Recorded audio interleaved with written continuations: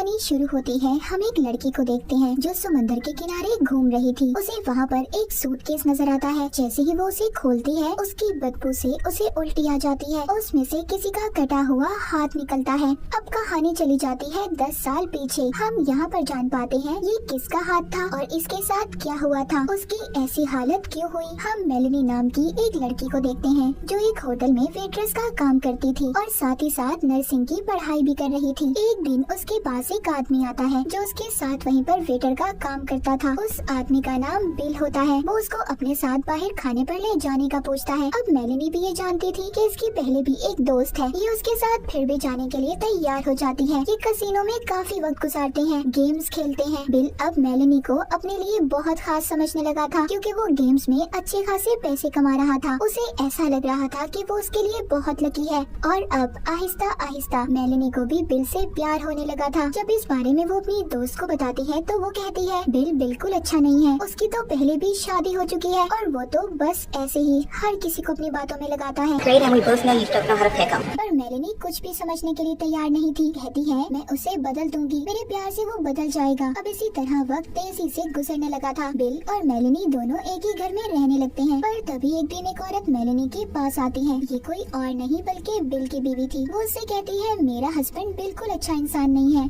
वो ऐसे ही हर लड़की को अपने प्यार में फंसाकर उनके साथ धोखा करता है। पर मेलेनी उसकी कोई भी बात मानने के लिए तैयार नहीं थी। तभी उधर बिल भी आ जाता है। ये दोनों उस औरत को वहाँ से जाने का कहते हैं क्योंकि कुछ दिन के बाद ये दोनों शादी करने वाले थे। अब इसी तरह 5 साल गुजर जाते हैं जहाँ अब इन दोनों के 2 बच्चे थे। मेलेनी एक बहुत ही अच्छे हॉस्पिटल में नर्स और बिल यूनिवर्सिटी में टीचर था। दोनों की जिंदगी बहुत ही ज्यादा अच्छी जा रही थी। पर मेलेनी को अपना घर बदलना था, पर वो तो तब हो पाता जब दोनों के पास पैसे होते। बिल ने अपनी रूटीन को अभी भी नहीं छोड़ा था। वो अब भी कसिनो में जाकर गेम्स खेलता था। उसने अभी भी एक लड़की को अपनी दोस्त बनाया हुआ था जिसका मेलेनी को बहुत जल्द पता चल जाता है कि वो उसे धोखा दे रहा है। उसके पास से उसे एक लड़की का नंबर भी मिलता है जिस पर उसका नाम भी लिखा हुआ था। अगले दिन जब वो अपने हॉस्पिटल में जाती है तो उस नाम की ही लड़की उसके पास अपना चेकअप करवाने आई थी और बातों ही बातों में ये उससे पूछ लेती है जिससे इसको पता चलता है कि ये बिल की ही यूनिवर्सिटी की है। ये सब तो सुनकर जैसे वो पागल सी हो गई थी कि इतना वक्त एक साथ गुजारने के बाद बिल अब भी उसको धोखा दे रहा था। ये रात को बिल का पीछा भी करती है और अपनी आंखों से उसे देख लेती है उस लड़की के साथ। मगर ये अब भी बिल को कुछ नहीं कहती क्योंकि ये अपने बच्चों की वजह से चुप थी। ये अपने बच्चों की वजह से ही बिल को छोड़ना नहीं चाहती थी क्योंकि ये जानती थी कि इन सब चीजों का असर उसके बच्चों पर होगा। वो अपने हस्बैंड के बार बार झूठ बोलने पर तंग आ चुकी थी, रोज रात देर तक उसका इंतजार करना। पर अब वो ये फैसला करती है कि अगर बिल उसको धोखा दे सकता है तो वो क्यों नहीं। वो हॉस्पिटल में डॉक्टर से दोस्ती कर लेती है और वो सिर्फ ऐसा इसलिए करती है ताकि उसको ज़हनी सुकून मिल सके क्योंकि वो बिल की वजह से बहुत ज्यादा परेशान हो चुकी थी। पर इस बारे में बिल को तो कुछ पता नहीं था। वो कसिनो के गेम्स के चक्कर में इतना पागल हो गया था, वो गुंडों से पैसे उधार लेकर खेलने जाता था इस उम्मीद के साथ कि वो कभी न कभी सारा पैसा जीत लेगा। पर ऐसा कभी नहीं होता। उस पर इतना ज्यादा कर्ज हो चुका था कि वो अपने बच्चों की फीस तक जमा नहीं करवाता था। वो पैसे तक वो कसिनो में लगा देता था। वो हफ्तों हफ्तों तक गायब रहता था और जब मेलेनी उसको फोन करती तो वो उसका फोन तक नहीं उठाता था।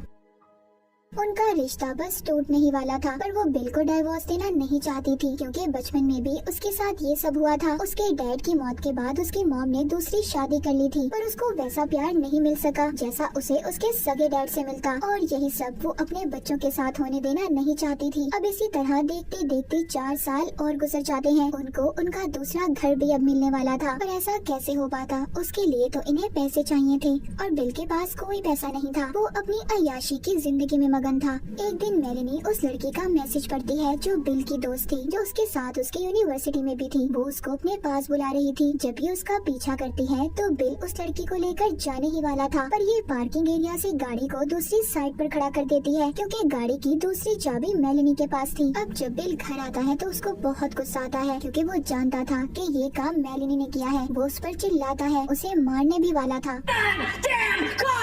पर ऐसा नहीं करता। मेलेनी उसके ऐसे रवैये से बहुत ज्यादा तंग आ चुकी थी। अब एक दिन जिस हॉस्पिटल में वो काम करती थी वहाँ से डॉक्टर के पेपर्स चुराती है जिस पर उनके साइन थे और उनकी नकल करने लगती है। अब ऐसा क्यों था और क्या चल रहा था उसके दिमाग में कोई नहीं जानता था। अब वो एक रात बहुत प्यारी तैयार होती है अपने नए घर की खुशी में बिल के साथ बहुत अच्छा वक्त गुजारती है इस उम्मीद के साथ कि उनकी जिंदगी बदलने वाली है, पर ऐसा कुछ नहीं होता। अब कहानी को हमें वहीं से दिखाया जाता है जहाँ से शुरू हुई थी। वो सूटकेस जो उस लड़की को मिला था, जब वो पुलिस को बुलाती है तो यहाँ पर पता चलता है इससे पहले भी पुलिस को ऐसे ही 2 सूटकेस मिले थे जिनमें एक ही इंसान के अलग अलग जिस्म के हिस्से मौजूद थे। अब आखिरी सूटकेस में बिल का जब सर मिलता है तो पुलिस को पता चल जाता है कि ये बिल की लाश थी। जी हाँ, उस सूटकेस में बिल की लाश थी, वो मर चुका था। पुलिस अब मेलेनी के पास जाती है जो अपने मॉम डैड के घर पर रह रही थी। जब इसको पता चलता है कि बिल मर चुका है और वो भी इतने बुरे तरीके से किसी ने मार दिया तो वो तो जैसे पागल सी हो जाती है।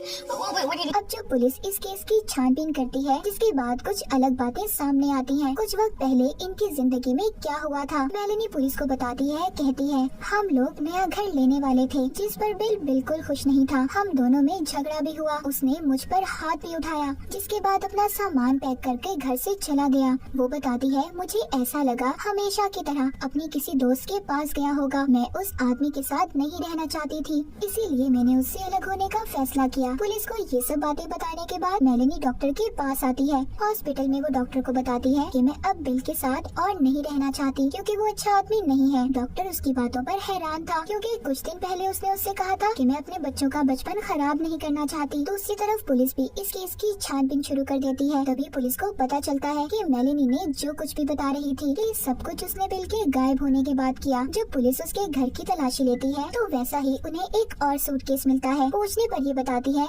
कि हमारे पास ऐसे सूटकेस और भी हैं, पर जब बिल घर से गया था तो वो बिल्कुल ऐसे ही सूटकेस के अंदर कपड़े लेकर गया था। अब पुलिस को भी ये पता चलता है कि कुछ दिन पहले मेलेनी ने एक गन को भी खरीदा था। वो गन तो पुलिस को इसके घर से नहीं मिलती, पर पूछताछ करने पर पता चलता है उस गन में जो गोलियां थी वैसे ही गोली बिल की लाश में से मिली थी, मतलब इसी गन से उसको मारा गया था। इस पर मेलेनी ये कहती है कि जाते वक्त वो अपनी सारी चीजें साथ लेकर गया था और क्या पता ये गन भी ले गया हो और उसी की गन से किसी ने उसे मारा हो। पुलिस जब घर को चेक करती है तब भी उन्हें घर से कोई निशान कुछ नहीं मिलता, पर उन्हें ये भी पता चल गया था कि बिल के गायब होने से 2 दिन पहले ही मेलेनी ने उस गन को खरीदा था। जिस पर वो उन्हें बताती है कि बिल ने ही मुझे इस गन को खरीदने का कहा था। जब पुलिस को बिल की गुमशुदा गाड़ी मिलती है जिसमें उसके खून के निशान थे, मेलेनी पुलिस को ये कहती है कि हो सकता है किसी गुंडे ने बिल को मार दिया हो। वो अक्सर पैसे उधार लेता था पर पुलिस को ऐसा नहीं लगता। वो कहते हैं कि पैसों के पीछे कोई किसी को इतनी बेरहमी से क्यों मारेगा, और फिर लाश को भी तो छुपाने की कोशिश की गई है। ये किसी ऐसे इंसान का काम है जो बिल से बहुत ज्यादा नफरत करता था और उसके दिल में उसके लिए बेइंतहा गुस्सा था। बिल की बहन को भी यही सब लग रहा था कि मेलेनी ही थी जो उससे सबसे ज्यादा नफरत करती थी। वो सारी बात जाकर पुलिस को बता देती है कि मेलेनी और बिल के दरमियान क्या चल रहा था। अब पुलिस का शक और ज्यादा पक्का हो जाता है, पर उनके पास अभी भी कोई सबूत नहीं था। इसके बाद वो मेलेनी पर नजर रखना शुरू कर देते हैं और आखिरकार 2 महीनों बाद पुलिस को आहिस्ता आहिस्ता सब कुछ पता चलने लगा था। उन्हें पता चलता है कि बिल के मरने से पहले मेलेनी ने एक दवाई को ऑर्डर पर मंगवाया था, पर उनको साथ ही साथ छानबीन से ये भी पता चलता है और उसने डॉक्टर के नकली साइन किए थे क्योंकि ये ऐसी खतरनाक दवाई थी कि डॉक्टर के साइन के बगैर इसे कोई नहीं देता था। और इस सबूतों को इकट्ठा करके पुलिस एक कहानी बनाती है कि उस रात आखिर हुआ क्या था। यहाँ पर हमें पता चलता है उस रात उनमें कोई झगड़ा नहीं हुआ था। उस दवाई को उसने बिल की शराब में मिलाकर पिला दिया जिससे वो बेहोश हो गया और सुबह बच्चों को स्कूल भेजकर उसने अपने ही घर में उसका खून कर दिया और बाथरूम में ले जाकर उसकी लाश के टुकड़े कर सूटकेस में भर दिया ताकि लाश को उठाने और ले जाने में आसानी हो। जिसके बाद उसने लाश को गाड़ी में ले जाकर समंदर में फेंक दिया और खुद उस गाड़ी को छोड़कर दोबारा घर आ गई। उसने अपने सारे घर को साफ कर लिया, पर वो अपने जूतों के बारे में भूल गई थी, जिस वजह से पुलिस को भी उसके खिलाफ सबूत मिला था क्योंकि उसके जूतों पर जो खून के निशान थे वैसे ही निशान उनको बिल की गाड़ी से मिले थे। मेलेनी अब पकड़ी जा चुकी थी। जिसके बाद उसके बच्चों को भी उससे छीन लिया जाता है। सब उसके खिलाफ थे सिवाय उसके मॉम डैड के, जो उसको जमानत दिलवाकर छुड़वा लेते हैं। पर पुलिस अभी भी ये साबित नहीं कर पाई थी कि मेलेनी ने ही बिल को मारा है। उनके पास कोई पक्का सबूत नहीं था। वो इसकी और डॉक्टर की कॉल को भी रिकॉर्ड करते हैं, पर उनसे भी इन्हें कुछ नहीं मिलता। मेलेनी ने ये गेम बहुत ही चालाकी से खेली थी, पर पुलिस भी कहाँ हार मानने वाली थी। वो फिर से 2 महीनों के बाद इस केस को दोबारा चला देते हैं। इस बार इनके पास पक्के सबूत थे, जिस पर अब मेलेनी को उम्र कैद की सजा सुना दी जाती है। पर अभी भी मेलेनी अपने बयान से 1 इंच भी नहीं हटती। वो अब भी कहती है, मैंने कुछ नहीं किया, चाहे सारी दुनिया ने उसे सूटकेस किलर का नाम दे दिया था। ये कहानी मेलेनी की सच्ची कहानी थी। बास दफा हम बहुत अच्छे होते हैं, पर लोग हमें बुरा बनने पर मजबूर करते हैं, जैसे बिल ने किया। मेलेनी को इतना बुरा बना दिया कि वो एक कातिल बन गई। और इसी के साथ ही मूवी यहीं पर खत्म हो जाती है।